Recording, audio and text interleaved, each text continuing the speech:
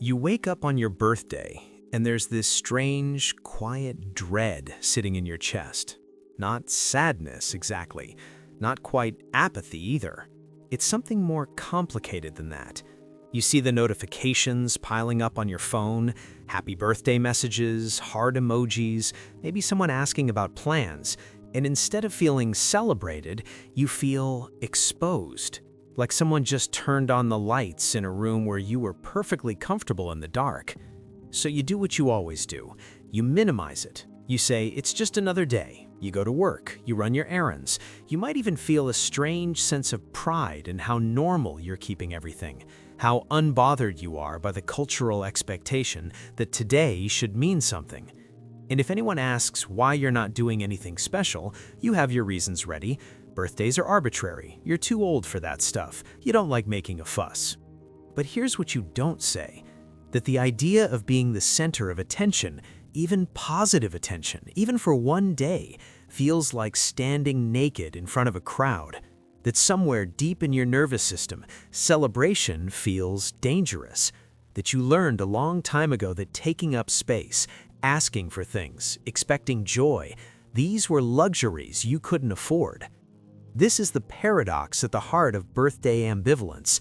The very mechanism that once protected you, the ability to make yourself small, to not need things, to be easy and undemanding, has now become the thing that keeps you from receiving love. What saved you then is sabotaging you now. Because treating your birthday like a normal day isn't just a preference, it's a statement. It's a quietly devastating form of self-abandonment dressed up as maturity. And if you've ever felt guilty for wanting to be celebrated, or found yourself downplaying your own existence while secretly hoping someone would push past your defenses and insist on honoring you anyway, you already know exactly what I'm talking about. Let's talk about what's actually happening here, beneath the surface-level explanations about not liking parties or thinking birthdays are silly. What we're really looking at is a specific type of emotional adaptation called anticipatory self-rejection. This is when someone rejects themselves before anyone else gets the chance to. It's a preemptive strike against disappointment, a way of maintaining control in a world that once felt unpredictable or emotionally unsafe. You can't be let down by a birthday if you never admitted you wanted one in the first place. This connects directly to what attachment researchers call dismissive avoidant attachment patterns. People with this adaptation style learn early that their emotional needs are either burdensome or will go unmet, so they develop a kind of self-sufficiency that borders on self-exile. They become experts at not needing things, not needing validation, not needing celebration, not needing witness. Think of it like this. Imagine a child who learns that when they express excitement or desire, the adults around them respond with indifference, irritation, or inconsistency. Maybe their birthdays were forgotten. Maybe they were overshadowed by a sibling. Maybe their parents were dealing with their own struggles, addiction, mental illness, divorce, and simply didn't have the emotional bandwidth to make their child feel special. That child doesn't learn, my parents are struggling. That child learns, my existence is not worth celebrating. So they adapt. They develop what psychologists call a minimizing strategy. They learn to compress their needs, to make themselves smaller, to expect less. And here's the insidious part.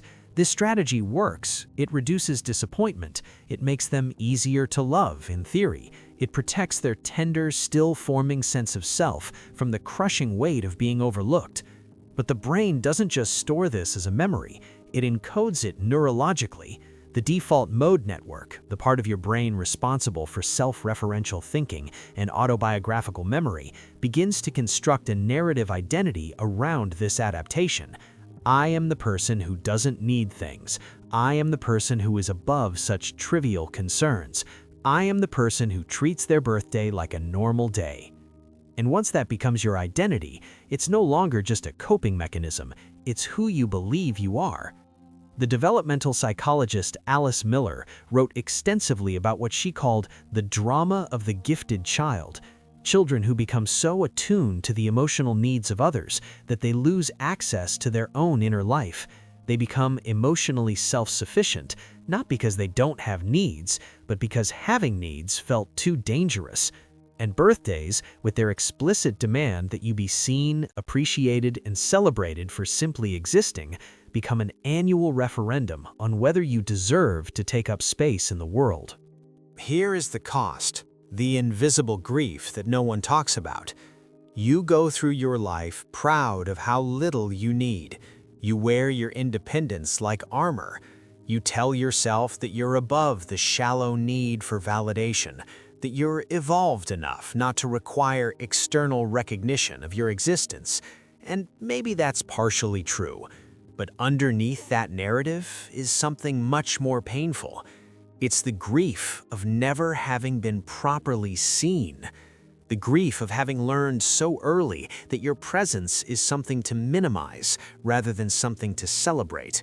The grief of spending decades perfecting the art of not being a burden, only to realize that in the process, you made yourself invisible.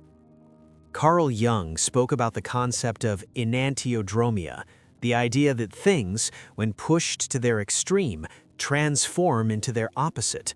The child who learned to need nothing becomes the adult who can receive nothing. The self-sufficiency that was once protection becomes a prison. You wanted to be easy to love, but you became impossible to reach. And birthdays expose this in the most tender way possible, because a birthday asks nothing of you except that you exist. There is no performance required, no achievement to justify it. It is the one day that supposedly celebrates your being, not your doing. And if you spent your entire childhood learning that your being wasn't enough, that your existence was conditional on how little trouble you caused, then birthdays become existentially threatening. This is why you might feel that strange anxiety when someone insists on celebrating you. It's not about the party, it's not about the cake or the attention or the social awkwardness. It's about the deep, primal fear that if you allow yourself to be celebrated, if you allow yourself to want that celebration, you will be disappointed. Or worse, you will be revealed as someone who needs things, someone who is not as self-sufficient as they pretend to be, someone who is, at their core, still that child hoping someone will notice them. The philosopher Martin Buber distinguished between I-it relationships and I-thou relationships. In an I-it relationship, you relate to others as objects, as functions. In an I-thou relationship, you encounter the other as a full being with presence and dignity. But here's what's devastating. When you treat your birthday like a normal day, you are treating yourself as an it. You are refusing to grant yourself the status of thou. You are saying, my existence is functional, not sacred. And you do this not because you're cold or unfeeling, but because allowing yourself to be sacred feels too vulnerable. Because if you matter, you can be hurt. If you celebrate yourself, someone might forget to show up. If you express desire, you might not receive it. So you beat everyone to the punch. You abandon yourself first. Let's map how this pattern shows up in adult life, because it's never just about birthdays. It's a blueprint for how you relate to your own worthiness across every domain of your existence. You might become someone who excels at celebrating others, but feels deeply uncomfortable when the attention turns to you. You throw elaborate parties for friends, remember everyone's important dates, show up with thoughtful gifts, but when someone tries to reciprocate, you deflect, you minimize, you say you didn't have to do that in a way that makes people feel awkward for trying. You might develop what therapists call chronic under-asking. You don't ask for help when you need it. You don't voice your preferences in relationships. You don't negotiate for higher pay even when you deserve it. Because asking feels like exposing yourself, like revealing that you're not actually as self-sufficient as you've convinced everyone you are. So you wait, hoping people will just know, just intuit what you need without you having to say it. And when they don't, you feel simultaneously vindicated and devastated.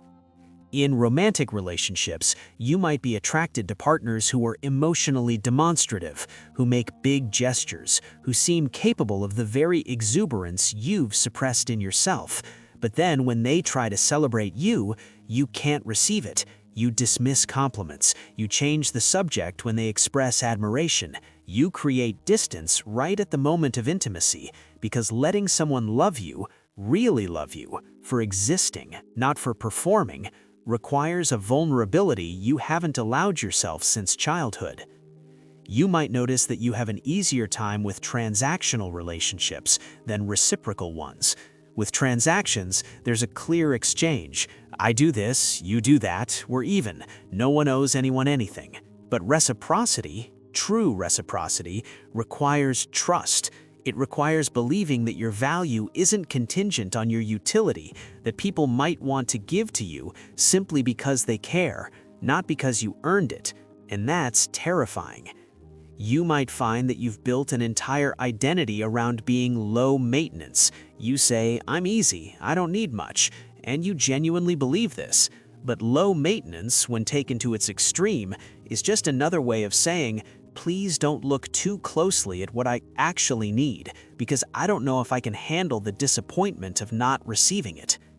You might experience what's called success anhedonia, the inability to feel joy around achievements or milestones, because you've trained yourself to minimize everything. You get the promotion, finish the degree, hit the goal, and your immediate response is, it's not that big a deal, or anyone could have done it. You've become so skilled at making yourself small that you can't expand when expansion is warranted. And here's the crucial thing to understand. These are not personality traits. These are coping strategies. You are not inherently someone who doesn't need things. You are someone who learned it wasn't safe to need things. There's a difference. The path forward begins not with fixing yourself, but with witnessing yourself. With recognizing that when you say birthdays don't matter, what you might actually be saying is, I'm afraid to find out if I matter. With understanding that the discomfort you feel around being celebrated is not evidence of your enlightenment, but evidence of your wound.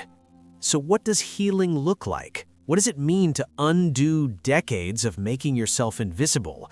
It starts with something therapists call reparenting. Specifically, learning to give yourself what you didn't receive. This doesn't mean throwing yourself a party if that feels inauthentic. It means asking yourself, genuinely, what would it look like to honor my existence today? Maybe it's taking the day off work. Maybe it's buying yourself something you want without justifying the expense. Maybe it's telling someone, I'd like to do something for my birthday, without immediately downplaying it or offering them an out. This is exposure therapy for your nervous system. You're teaching your body that being seen is not dangerous, that taking up space does not lead to abandonment, that expressing desire does not make you weak. Part of this work involves what Jungian analysts call shadow integration, bringing into consciousness the parts of yourself you've disowned. In this case, the shadow is the part of you that wants to be celebrated, the part that feels disappointed when people forget your birthday, the part that wishes someone would insist, just once, that you matter without you having to convince them. That shadow isn't childish or needy, it's human, and it deserves acknowledgement. You might need to practice radical honesty with the people close to you, not in an accusatory way, but in a vulnerable way. I know I always say my birthday doesn't matter, but I'm realizing that I do want to be acknowledged. I just don't know how to ask for it without feeling ashamed. This level of disclosure is terrifying because it dismantles the protective identity you've spent years constructing, but it's also the only way to let people love you as you actually are, rather than the low-maintenance version you've presented. There's a practice in some therapeutic traditions called choosing softness. This means that when you notice yourself minimizing, deflecting, or pre-rejecting, you pause, you take a breath, and you make a different choice. Someone compliments you. Instead of deflecting, you say thank you. Someone wants to celebrate you. Instead of shutting it down, you let them. It will feel excruciating at first. Your nervous system will scream that this is unsafe.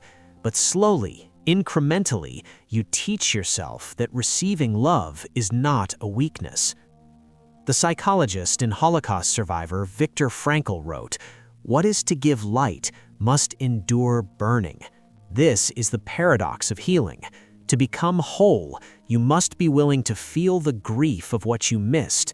You must mourn the childhood where your birthday wasn't celebrated, where your needs weren't met, where you learned to compress yourself into something manageable. That grief is not a setback, it's the pathway. And here's what you need to understand. The goal is not to become someone who needs constant validation or who makes every birthday into a production. The goal is to have a choice, to be able to celebrate yourself if you want to, without shame, to be able to express desire without fear, to know, bone deep, that your existence is not something to apologize for. Because the truth is, you don't treat your birthday like a normal day because you're evolved beyond such things. You treat your birthday like a normal day because a long time ago, someone told you you weren't special enough for anything else, and you believed them, and you've been protecting that belief ever since because at least it gave you control. But you're not that child anymore. You're not trapped in that dynamic. You can give yourself permission to exist loudly, to want things, to be celebrated not because you earned it, but because you're here. That's the only qualification required. If this resonated with you, if you saw yourself in these words, share this video with someone who needs to hear it. Subscribe if you want more deep dives into the psychology of how we protect ourselves from our own humanity. And remember, you are not broken for wanting to be seen. You're just finally ready to be found.